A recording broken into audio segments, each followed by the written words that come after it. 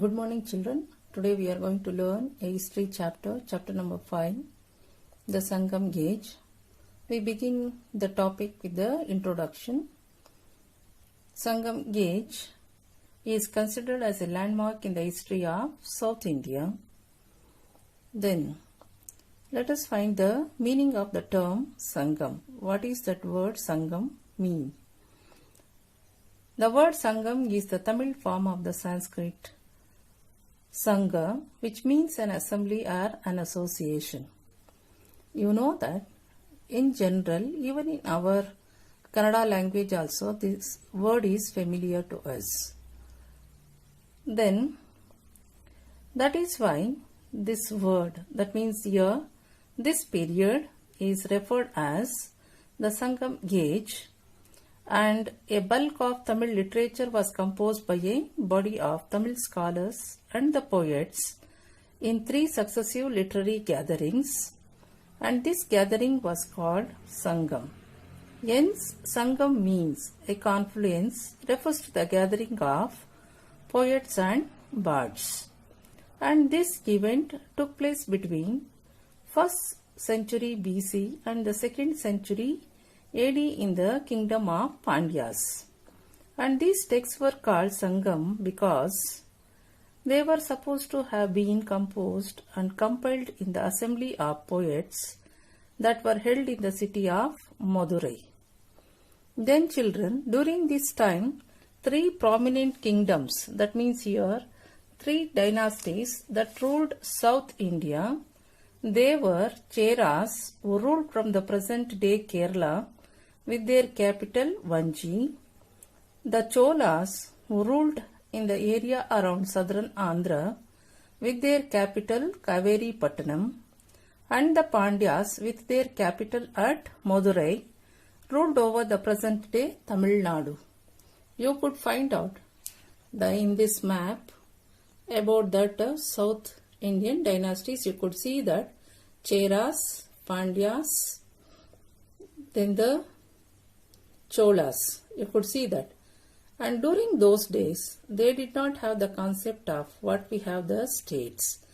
This together was known as the Southern Province. Okay, children. Then we will move to the next, the main sources which are supported to study this Sangam Age. Under this, the sources, historical sources, first we are learning about the main literary source, that is that Tirukkural. The primary source of information, Tirukkural, the most important literary work authored by Thiruvalluvar. You could see a saint photo here. So this is what we say the Tirukkural. And let us find out what does this Tirukkural contain. It comprises a series of brief metrical proverbs on many aspects of life and religion. That means it is more or less similar to the Subhachitas, okay, that was composed in Tamil language. It is a collection of Tamil couplets organized into 133 chapters. And each chapter has a specific subject ranging from plowing a piece of land to ruling a country. That means start from a a ruler, and means a king, to a common man. All the life is considered is important in this Tirukkural. And it preaches the simplicity and the truth through these verses. And these chapters, that means here that 133 chapters are grouped into 3 sections. So what are those 3 groups? You could see that first is here Aram. Aram means here righteousness, which deals with the ethics and virtues. That means here the right way of living. The second one is here Porul. Porul means wealth, which pertains to the good governance as well as wealth management. That means here how to accumulate the wealth and how to lead a moral life. Then the inbam, which means a pleasure, that means the happiness. It deals with the human emotions of love and romance. That means it is particularly tells you about the private life. Now you could see what is that the examples, you say that to support that Tirukular, which is translated into that English. You can read this. To say unpleasant things when we have nice ones is like eating unripe fruit, ignoring the sweet ripe fruit. Then a help rendered in hour of need, though small, is greater than the world. Then learn thoroughly whatever is to be learned. Then let the conduct be worthy of this learning. Next, learning is the true imperishable wealth. Other things are not wealth. Then, even if your mother is seen starving, avoid the action condemned by wise men. Then, avoid an act which you may repent later. If done by mistake, better not to repeat it. The learned teacher makes you enjoy learning on leaving, makes you to keep thinking of his teaching. Think, then undertake the work. To think after commencement will be disgrace. So this is the English translation of this Tiruvallur's Tirukural. So very beautiful verses, children. Whenever you travel in the Tamil Nadu buses also, the public transport also, when you go to this, these verses will be displayed on their offices. Okay. Now we are going to learn the next source, archaeological source. They are the megaliths.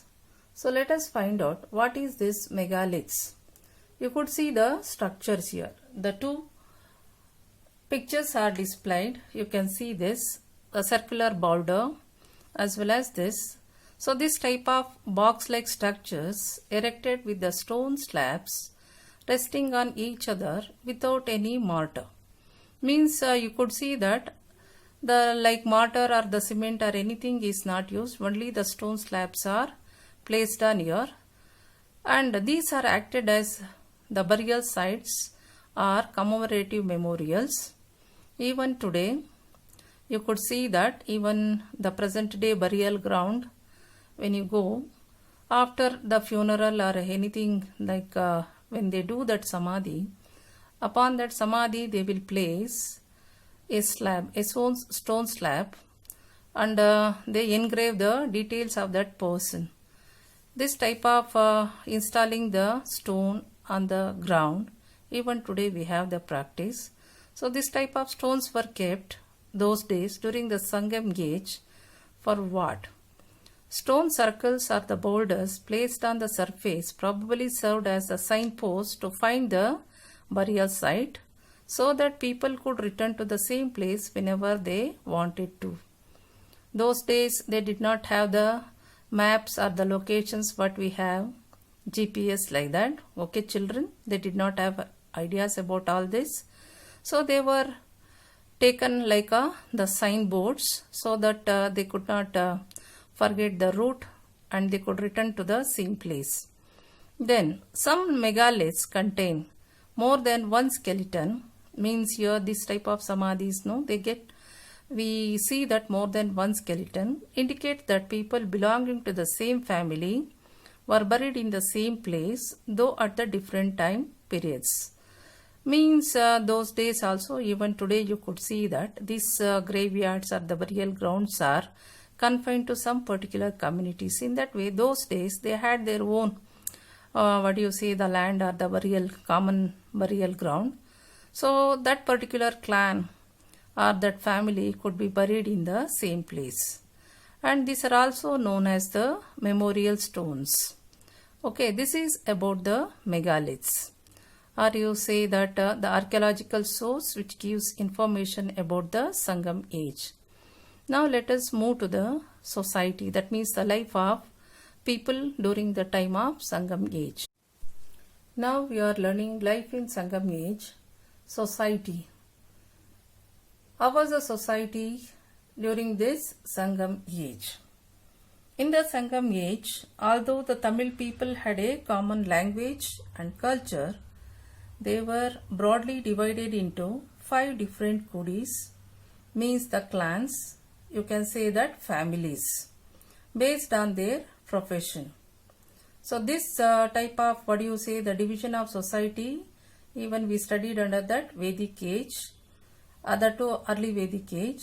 In that during early Vedic age, you could remember that the divisions are mainly based on the profession or the occupation. Same thing followed here in the Sangam age also. And this means here each profession had a bearing on the 5 different natural landscapes. And one step ahead here, all these occupations are divided mainly based on the natural landscapes, means here you can see that whatever it was possible, according to that the land is divided. They were known as Thinais, that found in ancient Tamil Nadu. So what are those landscapes? Or you say that Thinais. There you could see that the first one is here Kunji, means here the hills and the forest, or you say that is used for hunting. The main occupation in this region was hunting. Next you could see that Molai, means here pastoral land, where they used to carry on this domestication of animal, we say cattle rearing or the grazing places. Then the Marudam. Marudam means here it's a fertile land used for cultivating, or you say growing the crops, mainly for the agricultural purpose. Then the Neethal. Neethal means here the seashore. You could know that the seashore means mainly the occupation was fishing. Then the Palai. Palai means here the dry land. And these dry lands are used for warfare, acquired through the plunder. That means here this was confiscated by the subordinate rulers, might be. Okay, this is about the, the different professions in the different areas. The professions are mainly based on the landscape. Then next we go to the 4 caste system which was prevalent in that Sangam society. So the source for this caste system was that the text Tolkappiyam. Then what is that first here? It is that Antanar, then the Arasar, Vellallar and Vaisyalar. Then what is the work of this Antanar? Antanar means you could say that even in the Vedic age, the Brahmins, here in the Tamil society, Antanar means might be the Brahminical community. Their work was to look after the, support the king in the politics and also to conduct the religious affairs. Maybe you could see that during this time that Purohit, Raj Purohit we say that work was done by this Antanar. Then the second one here Arasar, you could see that they were nothing but the Kshatriyas. They were the ruling class. Then the next one is here Vaisliya, that means the merchants, or you say the trade who conducted the trade and commerce. Then the fourth group, Vellallar, they belong to this agriculturist class, means the farmers or the peasants who supported the Vaisliyas. Then the next important thing in this society was that hospitality. So this is a special attribute of the Sangam Tamils. And how did they show this? Chewing and offering the betel leaves, that was also a common ritual. Then the marriage was an important religious ceremony with many rituals, and the joint family system was common. Then we come to the status of women. What was the status of women during this Sangam period? Women had a respectable position and few of them were well educated. And then chastity in women was considered high virtue. Although women, that means here some women, they got good education, their status in the society was not equal to that of men. Means here they did not have the right to inherit the property, and some women who are the sannyasinis, we call it as ascetics, belonging to the Buddhist or the Jain tradition, and the example is here Kondai Adigal and the Mani Megale. Then another thing is here, we know that chastity in women was considered the high virtue. Related to that, there the worship of Kannagi or the Patni, that was perhaps an extension of the worship of the goddess of chastity. So like this here, the woman was, that means the woman of high chastity was worshipped as goddess. Even today in some places, like our the present day politician DMK party is there, you know that. So they were all worshipping this Kannagi even today. Got it? Next we move to the economy. What was the economic condition during this Sangam age? So here in the Sangam age, agriculture was the main occupation, and the chief crops were rice, cotton, ragi, sugarcane, pepper, ginger, cardamom, turmeric, cinnamon, and the other varieties of fruits. Then along with the agriculture, the other main occupations were spinning and weaving of cotton. So that were attained high degree of perfection.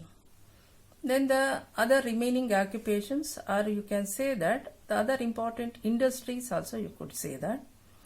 So they were shipbuilding, metalworking, carpentry, rope making, ornament making, or you say the jewelry making, tanning, and making of ivory products. Then come to the trade. Both internal and foreign trade was undertaken. First we know that internal trade. The internal trade was brisk. Caravans of merchants with carts pack of animals carried their merchandise, that means the products from one place to another place. That means they used the animals as their merchandise, to carry their things from one place to another place. Next, what was the medium of exchange? Here, paddy was used as the medium of exchange, and Urayur was considered as a great center of trade. Okay, then we go to that foreign trade. So mainly here they had the trade contact with the Roman merchants. And what were the chief items of export? The chief item of export was the pepper, pearl, ivory, textiles, and the gold ornaments. Then some of the products were imported also. What were the items imported? They were that glass, coral, wine, and topaz. And many of these Roman traders who came to India, they lived in the ports of Cannanore and Kottayam. Along with that, we should know that next it is about the taxation. What was the main, the source of taxes here? The main was the land revenue. Along with the land revenue, custom duties, tolls, tributes from the subordinate rulers, and from the sale of forest products and the pearl fishery. These were the other important, the sources of income of the government. Okay, so by this we complete the explanation of this lesson. And before concluding, I tell you, here in our this is your assignment. Along with this, I have given you the other lessons also. You could go through that and you can sit and study properly. Okay, children.